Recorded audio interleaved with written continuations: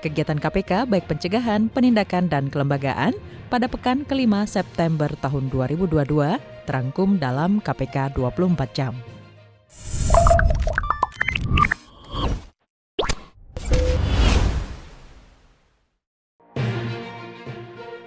Forum International G20 Anti-Corruption Working Group putaran ketiga kembali diselenggarakan pada tanggal 26 hingga 29 September 2022 secara virtual. Dalam pertemuan terakhir ini, KPK selaku presidensi kembali melanjutkan pembahasan 4 isu utama anti korupsi, termasuk isu partisipasi publik dan pendidikan anti korupsi.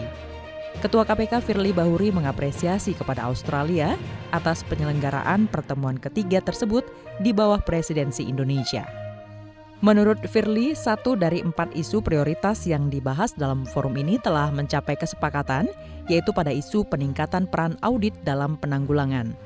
Namun demikian, 3 isu prioritas lainnya, yaitu praktik baik dalam partisipasi publik dan edukasi anti korupsi, peran profesi hukum dalam anti korupsi, serta tentang mitigasi resiko korupsi di energi terbarukan, masih akan dilanjutkan pembahasannya melalui forum diskusi para peserta G20 ACWG. Pada forum ini juga KPK telah mengidentifikasi area potensial di masa depan, yaitu tentang pemberantasan korupsi di bidang kepabeanan dan pemberantasan korupsi di bidang olahraga.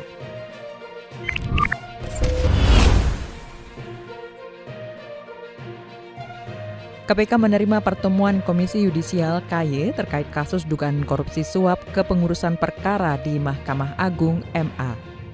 Pertemuan bertujuan untuk berkoordinasi antara KY dan KPK terkait teknis pemeriksaan Hakim Agung nonaktif pada Mahkamah Agung MA SD. Ketua KPK Firly Bahuri menyampaikan, KPK sudah melakukan berbagai upaya pencegahan dalam pemberantasan tindak pidana korupsi. KPK juga sudah melakukan kajian terkait pengawasan hakim-hakim, termasuk dalam penanganan puluhan sampai ratusan ribu perkara yang ditangani Mahkamah Agung. Firly berpesan kepada KY terkait upaya yang harus dilakukan, setidaknya terdapat 3 poin yang harus ditindaklanjuti. Di antaranya meningkatkan integritas, pengawasan, dan melakukan perekaman sidang tindak pidana korupsi.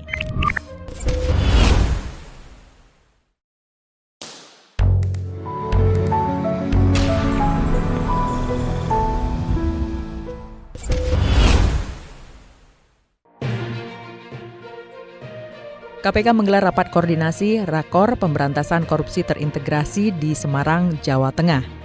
Kegiatan yang diikuti para kepala daerah dan ketua DPRD serta inspektur se-Jawa Tengah, Jateng ini menjadi bagian dari upaya bersama KPK dan kementerian, lembaga, serta pemerintah daerah untuk melakukan evaluasi dan rekomendasi serta perbaikan guna mewujudkan Pemda yang profesional, transparan, akuntabel, serta terbebas dari praktik korupsi. Wakil Ketua KPK Nurul Gufron dalam sambutannya mengatakan, jargon anti korupsi yang diusung Jawa Tengah, yaitu Ojo Ngapusi, Ojo Korupsi, seharusnya menjadi pengingat bagi para pemimpin akan janji dan sumpah jabatan saat awal terpilih.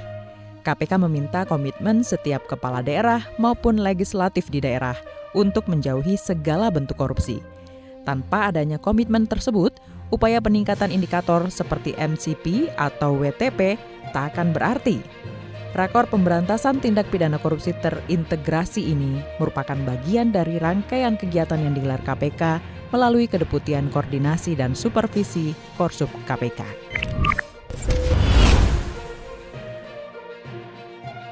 Roadshow Bus Jelajah Negeri Bangun Anti Korupsi Komisi Pemberantasan Korupsi KPK sampai di Kota ke-6 Kalianda, Lampung Selatan. Sebagai kota ke-6, nilai peduli, salah satu dari 9 nilai anti korupsi, diangkat menjadi tema kegiatan. Kepala Sekretariat Kedeputian Bidang Pendidikan dan Peran Serta Masyarakat KPK, Guntur Kusmeyano mengatakan, Roadshow Bus Anti Korupsi merupakan program KPK untuk meningkatkan kesadaran anti korupsi masyarakat di daerah. Rangkaian Roadshow Bus KPK di Kalianda, Lampung Selatan berlangsung pada 27 hingga 28 September 2022. Berbagai kegiatan dilangsungkan secara paralel seperti pameran pelayanan publik, edukasi anti korupsi bagi pelajar TK atau PAUD, mahasiswa hingga tenaga pendidik, serta pertunjukan seni musik dan budaya.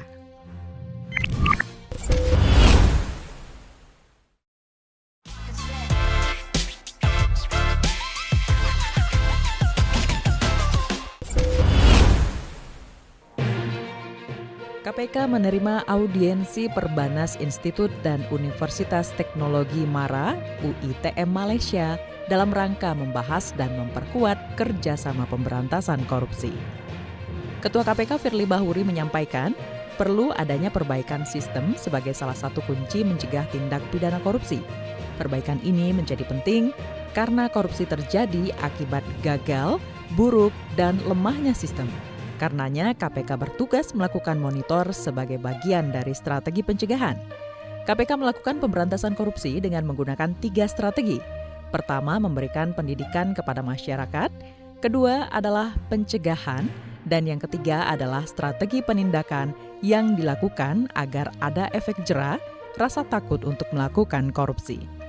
Dalam kegiatan tersebut hadir Wakil Rektor Bidang Perencanaan, Sumber Daya dan Fasilitas Perbanas Institut Edi Juwono, Dekan Sekolah Pascasarjana Perbanas Institut Haryono Umar, Pemangku Rektor Universitas Teknologi MARA UITM Malaysia Akmal Aini Othman, serta para dosen Perbanas Institut dan Universitas Teknologi MARA UITM Malaysia.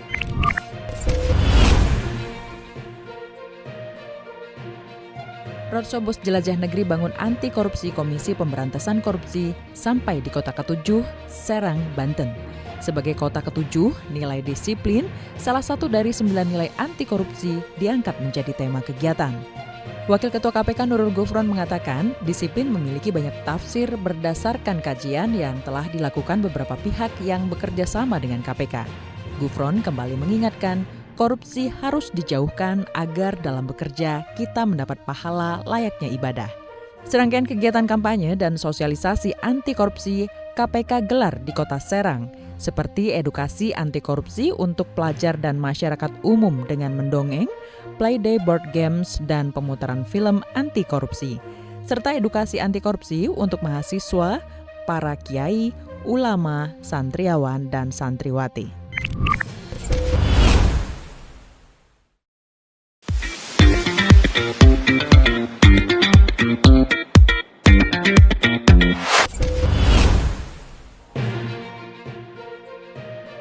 KPK memperingati Hari Kesaktian Pancasila tahun 2022 dengan menggelar upacara di Gedung Juang, Gedung Merah Putih KPK.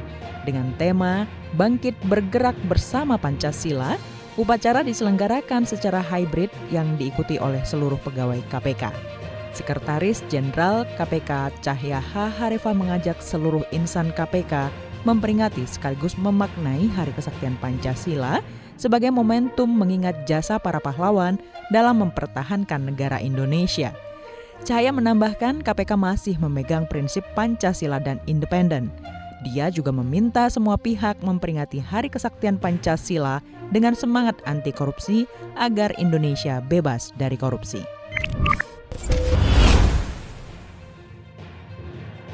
Demikian kegiatan pencegahan, penindakan, dan kelembagaan Komisi Pemberantasan Korupsi yang terangkum dalam KPK 24 Jam. Salam anti korupsi.